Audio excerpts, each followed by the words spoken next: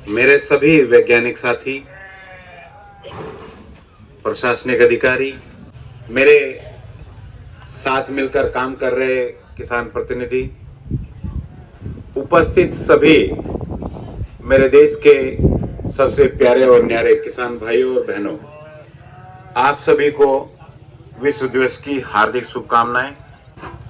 मैं अपनी तरफ से अपने संस्थान केंद्रीय भेड़ एवं ऊन अनुसंधान संस्थान अभिकानगर की तरफ से हमारी भारतीय कृषि अनुसंधान नई दिल्ली की तरफ से आपका हार्दिक स्वागत करता हूं, अभिनंदन करता हूं, मान सम्मान करते हुए अपनी बात रखता हूं। किसान भाइयों, हम लगभग पिछले 10 सालों से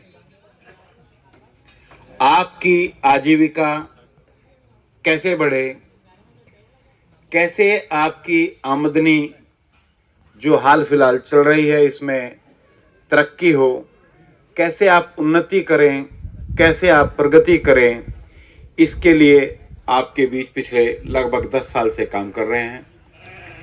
मेरे इस परियोजना के सक्षम नोडल ऑफिसर ने आपको बताया कि हमने आपको पिछले कुछ दिनों में क्या क्या दिया और क्या क्या उससे आपको फायदा हुआ होगा। ये निश्चित ही आप हमारे 2 किसान भाइयों ने आपके बीच रखा। लगभग हम 1500 उन्नत किस्म के पशु आपको आपके पशुओं के नस्ल सुधार के लिए दे चुके हैं।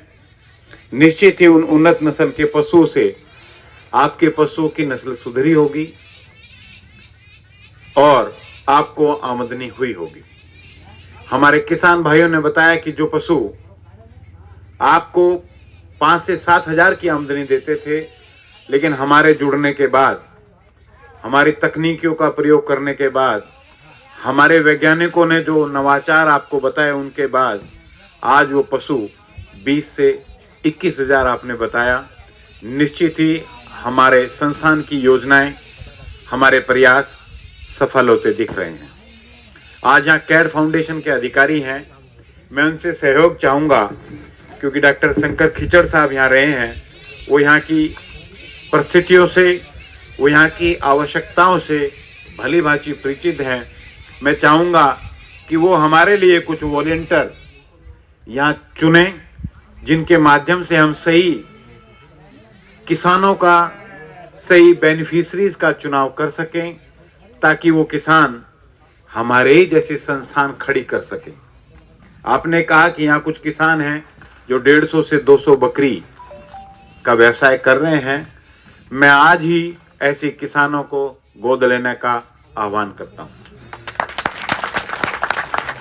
मेरा संस्थान भेड़ अनुसंधान का कार्य करता है और इस क्षेत्र में इनकी जो भी परिस्थितियां मैंने देखी हैं, सबसे उपयुक्त पशु यदि कोई है तो भेड़ और बकरियां हैं।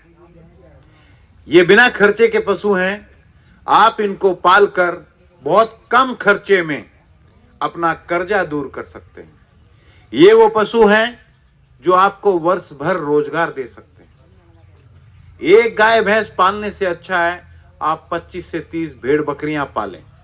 और मैं तो ये कहूं, यदि आप एक आदमी की सामर्थ्य को यदि मैं जानूं तो वो लगभग 100 से 150 भेड़ बकरियों को आराम से रख के पाल सकता है। लेकिन मेरा साथ में आपको कहना रहेगा, अनुरोध रहेगा कि अब उस परंपरागत तरीके से भेड़ पालना, बकरी पालना नहीं है कि सुबह उसको लेके जाओ, जंगल में चराओ और शाम को वापस लेके आओ। इससे आजकल की परिस्थितियों के यदि देखें, मैं नेताजी को बताना चाहूंगा कि जो फेंसिंग हो रही है, जो कब्जे हो रहे हैं, अब इन परिस्थितियों में छोटे पशुओं को या बड़े पशुओं को चारागाह में पालना एक आसान काम नहीं। रोज कोई आफत लेके घर में आना कि साहब मेरी भेड़ उसमें घुस गई, मेरी बकरी ने उसकी घास खा ली। रोज सिर्फ उड़ाने से अच्छा है घर में ही, बाड़े में ही रखकर, जैसे हम दूसरे पशुओं को पालते हैं, ऐसे ही इन पशुओं को भी पाला जा सकता है।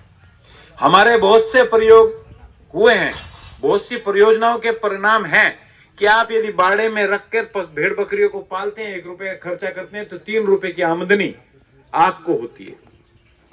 यदि जंगल में चरा के आप भेड़ बकरियों को पालते हैं जिनसे 15 से 20 किलो का वजन प्राप्त होता है 6 महीने पे, और यदि हमारी व्यवस्थाओं के हिसाब से आप पालते हैं, हमारी तकनीक के हिसाब से पालते हैं, तो 30 से 35 किलो का वजन आपको इन भेड़ बकरियों से मिलने जा रहा है। निश्चित ही यदि 500 किलो प्रति वजन के हिसाब से हमारे किसी किसान साथी ने रेट बताया, यदि 500 भी ना माने तो 300 350 जिंदा पशु का किलो के हिसाब से यदि वजन लगाएं तो एक पशु की कीमत 15,000 के करीब पड़ती है। और यदि अच्छी तरह से नस्ल के लिए आप पशु पालें, दो तरह से पशु पाले जा सकते हैं, एक तो खाने के लिए, दूसरा नस्ल सुधार के लिए।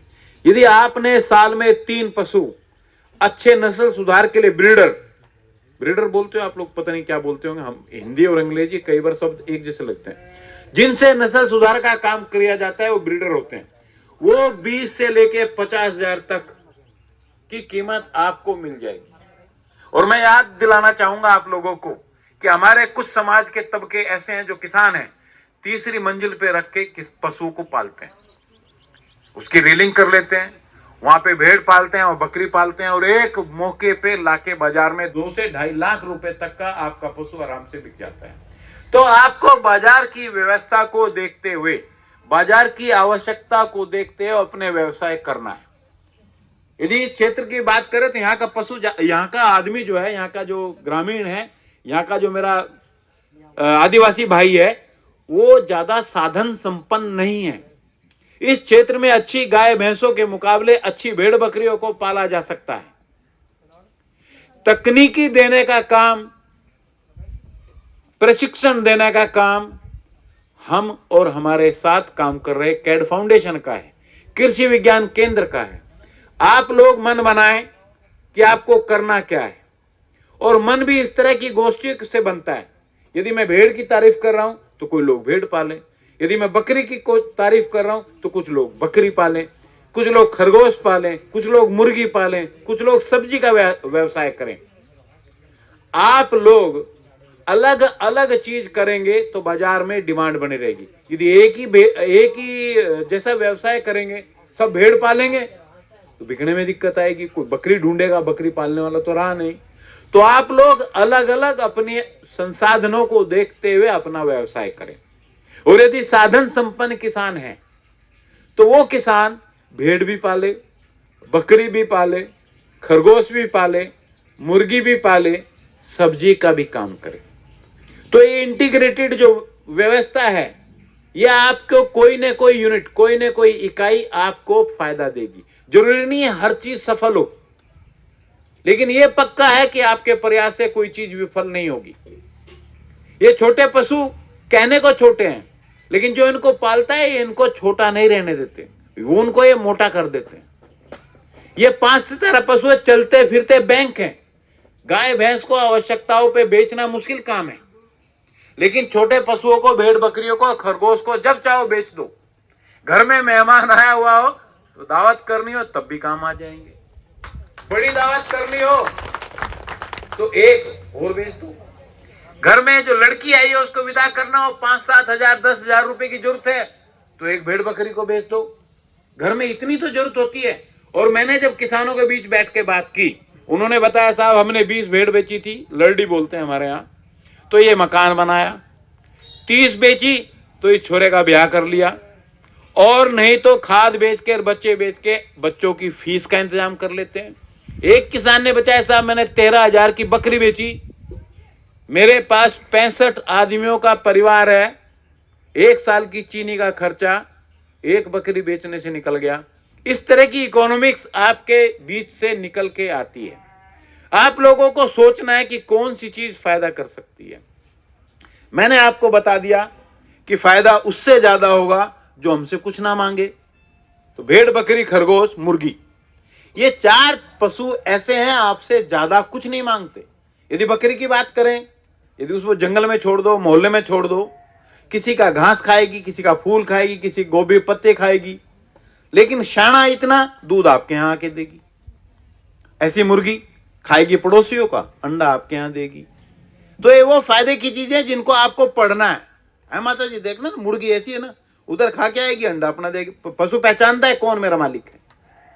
जितनी मोहब्बत आप पशुओं के साथ रखेंगे, उस मोहब्बत के इनाम में आपको उत्पादन मिलेगा। सोचना आपको है, लेकिन अच्छा सोचने के लिए और अच्छा पाने के लिए आपको अच्छा करना होगा। बिना किए भी कुछ नहीं मिलता। यदि आप कुछ करना चाहो तो आप हमसे जुड़े और हमारी तकनीकियों को, नवाचार को अपने जीवन में अपनाएं, अपने खेत में, अपने पशुओं में, जिससे प्रति पशु ज्यादा उत्पादन हो। लेकिन प्यारे किसान भाइयों, हम क्या हैं? हम भगवान भरोसे बैठे रहते हैं। अच्छी बात है, लेकिन कभी सोचा भगवान भी हमारे भरोसे बैठा हो तो क्या होगा? भगवान ने हमें पैदा कर दिया, अपना भरोसा खत्म। लेकिन हम पैदा भी हो गए, फिर भी हम भगवान भरोसे हैं। बिना करे, बिना काज के कोई फल नहीं मिलता। और अच्छा करोगे, अच्छा बोओगे तो निश्चित ही अच्छा पाओगे। ये सब चीजें हैं, ये सब सिद्धांत हैं जो हमारा संस्थान, जो छोटे पशुओं में जितने भी नवाचार होते हैं, इस तरह की गोष्ठी के माध्यम से आपके बीच लेके आते हैं। मुझे खुशी होती है जब भी मैं आपके क्षेत्र में आता हूं। आप किसान हमारी उम्मीद से ज्यादा हमारी बात सुनने के लिए आते हैं। मैं तहे दिल से आपका आभार प्रकट करता हूं, आपको धन्यवाद देता हूं। मैं हमारे अतिथि साहब को बताना चाहूंगा कि पीछे हम इनको इस गोष्ठी के माध्यम से तो तकनीकियां देते ही हैं, हम अपने संस्थान में भी ले जाते हैं। 3 से 8 दिन की ट्रेनिंग इनको देते हैं। हर वो अच्छी चीज बताते हैं जिससे इनका अच्छा हो। इसके अलावा हम इनको शैक्षणिक भ्रमण पे भी लेके गए थे।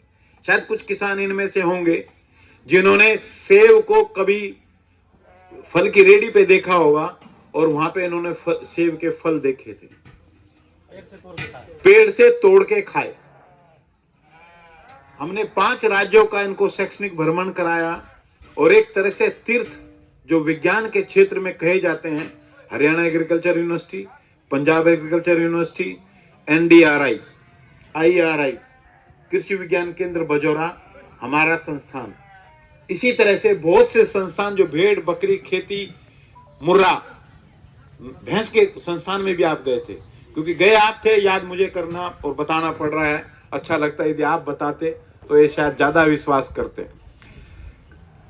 इस बार भी हम इस तरह का शैक्षणिक भ्रमण करेंगे, लेकिन किसान हो जाए जो आके सबको बताए, सबको सिखाए।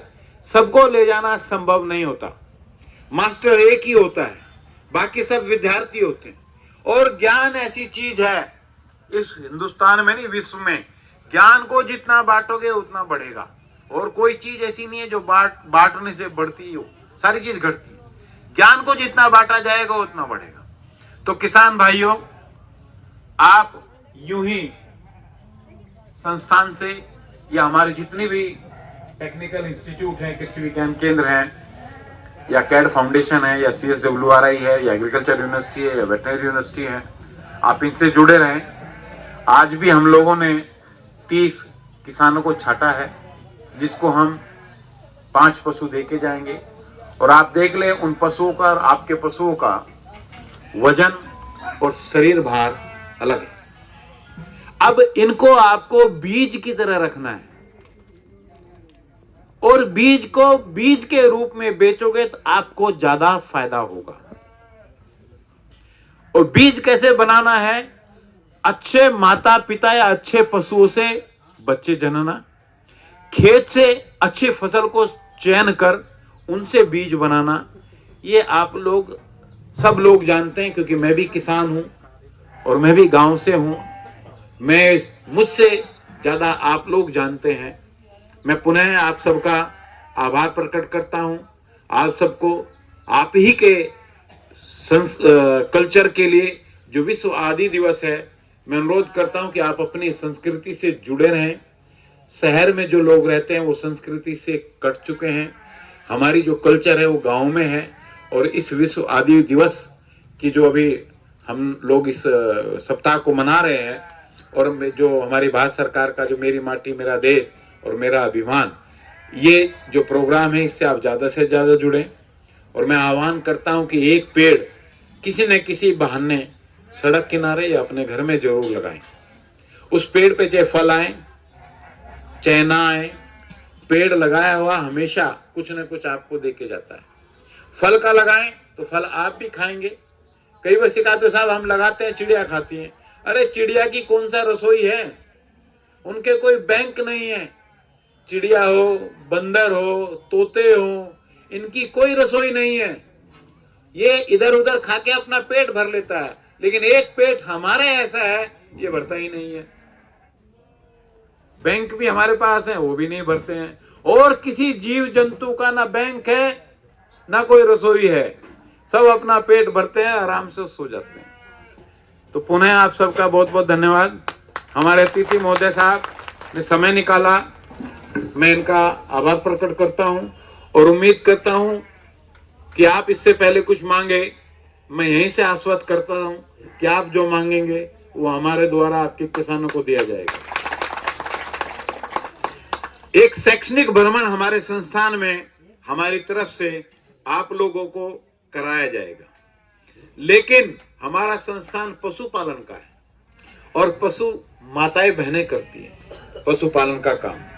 इनको आप सीधे हमारे यहाँ भेजेंगे 2 या 3 दिन के लिए तो ज्यादा फायदा होगा। आप आएंगे तो पता नहीं कितना इधर बता पाएंगे। मेरा मानना है जो भी आएगा हमसे सीख के आएगा, उस ज्ञान को आगे बांटेगा।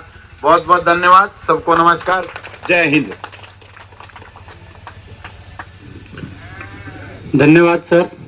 आप किसानों के लिए नवाचार करते रहते हैं, चाहे उन्नत नस्ल के पशु हों, चाहे उनका कौशल विकास हो। आपको हर तरह के, हर समाज के किसान से हमारा संस्थान जुड़ा हुआ है। भारत सरकार की जितनी भी योजनाएं हैं, चाहे ट्राइबल सब प्लान हो, चाहे अनुसूचित जाति हो, चाहे फार्मर फास्ट हो, चाहे हमारा तकनीकी स्थानांतरण विभाग हो, हम हर धर्म हर जाति के किसानों से जुड़े हुए हैं। और जो ये चाहता है मुझे भेड़ बकरी और खरगोश के माध्यम से अपने आत्मनिर्भरता बनना है, अपने व्यवसाय को, अपने परिवार को सशक्त बनाना है, मजबूत बनाना है, संस्थान हमेशा उनके लिए तैयार है।